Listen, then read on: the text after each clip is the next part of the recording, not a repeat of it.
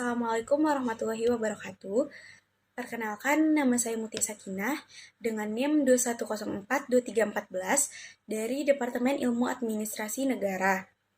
Baiklah, pada kesempatan kali ini saya akan memaparkan tentang materi perencanaan pembangunan untuk memenuhi tugas pertemuan 13 mata kuliah Sistem Administrasi Negara dengan dosen pengampu saya yaitu Ibu Yulia Hanoselina SIP MAP.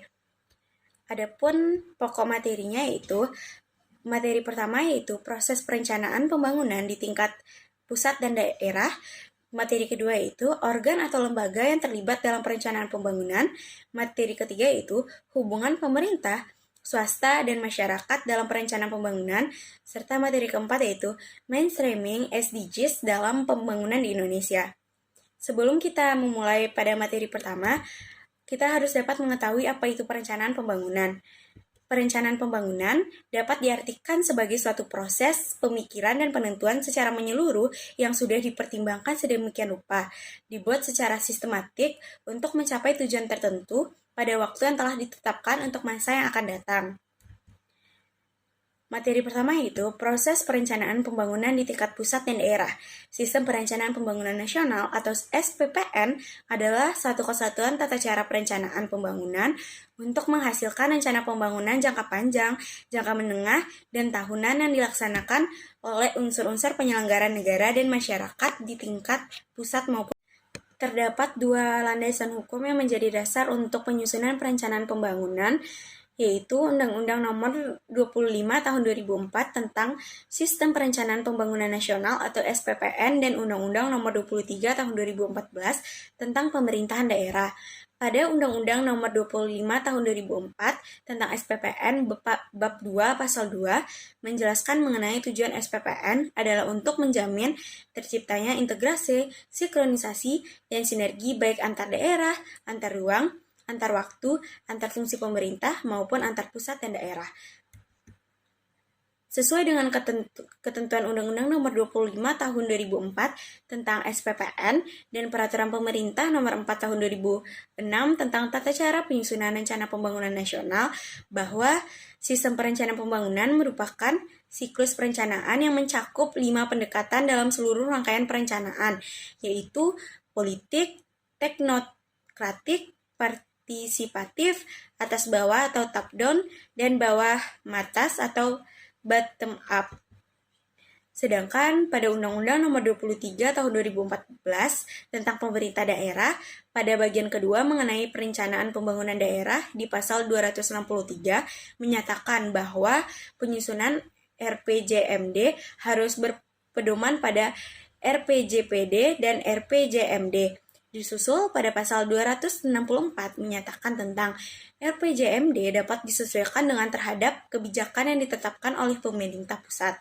Selanjutnya, pasal 269 dan pasal 271 berbunyi tentang proses evaluasi RPJMD provinsi dan RPJMD kabupaten atau kota yang dapat dilakukan uji kesesuaian dengan RPJMN atau RPJMD provinsi untuk kabupaten. Materi kedua yaitu organ lembaga yang terlibat dalam perencanaan pembangunan. Menteri Perencanaan Pembangunan Nasional atau PPN atau Kepala Badan Perencanaan Pembangunan Nasional atau Bappenas menyatakan bahwa ada 4 lembaga yang terlibat dalam perencanaan pembangunan, yaitu yang pertama Badan Pengawas Keuangan dan Pembangunan, yang kedua Bappenas, yang ketiga Kantor Staf Presiden, dan yang keempat Sekretariat Kabinet. Materi ketiga yaitu hubungan pemerintah, swasta, dan masyarakat dalam perencanaan pembangunan. Arah dan ukuran keberhasilan pembangunan kini akan sangat ditentukan oleh seberapa besar irisan sinergi yang dapat dilakukan oleh 3 pihak tersebut dalam pembangunan. Kenyataan menegaskan bahwa hingga kini tidak mungkin semua yang tercantum dalam rencana pembangunan daerah setempat dapat diwujudkan oleh pemerintah secara sepihak. Oleh karena itu, terdapat kebutuhan mutlak untuk mengembangkan model pembangunan yang melibatkan para pemangku kepentingan lain, mulai dari tahapan pengembangan, desain, dan pengelolaannya. Pembangunan yang berhasil dan berkualitas adalah menempatkan model pembangunan partisipatif yang lebih menekankan akan pentingnya terjadi kolaborasi antara pemerintah, swasta, dan masyarakat. Sektor swasta akan mendapat keuntungan dalam jangka panjang dengan inklusivitasnya berimbang antara rantai produsen dan konsumen. Sedangkan sektor publik akan mendapatkan keuntungan dengan tambahan sumber daya dan nilai investasi serta keterjaminan partisipasi dan kepemilikan para pihak. Dan masyarakat tentunya akan memperoleh manfaat dengan memperoleh keterampilan pengetahuan dan teknologi baru. Materi keempat yaitu mainstreaming SDGs dalam pembangunan di Indonesia.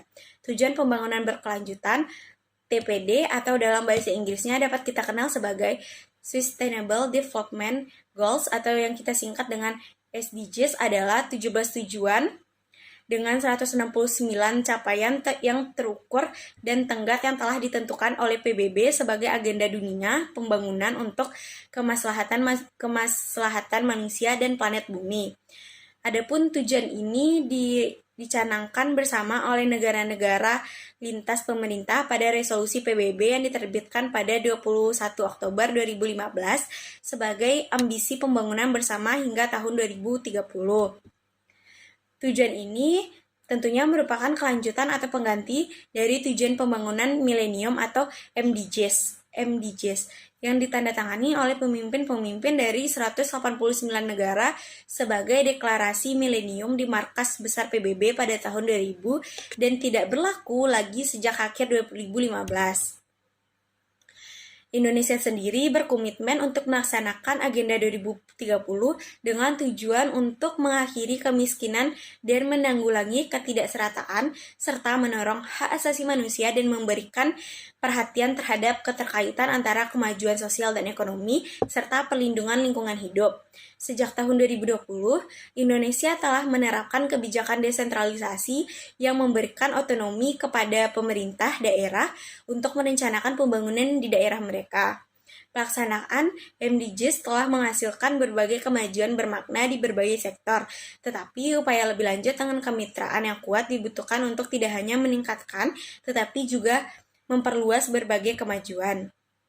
Indonesia secara aktif berpartisipasi dalam berbagai diskusi post-2015 Development Agenda dan selanjutnya di rapat-rapat TPB atau SDGs di tingkat dunia dan memfasilitasi diskusi di tingkat nasional. Di forum-forum ini, rekomendasi dari pakar internasional dan nasional dan pelaksanaan MDGs di berbagai negara digali dan dikonsolidasikan untuk membentuk upaya-upaya pembangunan nasional dan subnasional. Terdapat 4 platform partisipasi TPB atau SDGs yang terlibat.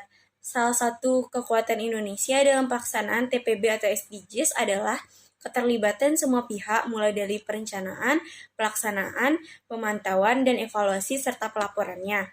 Para pemangku kepentingan atau stakeholder utama yang berpartisipasi secara aktif dalam pelaksanaan dan pencapaian TPB atau SDGs di Indonesia terdiri dari 4 platform, yakni yang pertama pemerintah dan parlemen, yang kedua akademisi dan pakar, yang ketiga organisasi kemasyarakatan dan media, dan yang terakhir yaitu filantropi dan pelaku usaha. Baik, sekian materi yang dapat saya sampaikan. Maaf apabila ada kesalahan baik dari penyampaian ataupun materi. Akhir kata saya ucapkan, wabillahi taufiq wal hidayah. Wassalamualaikum warahmatullahi wabarakatuh.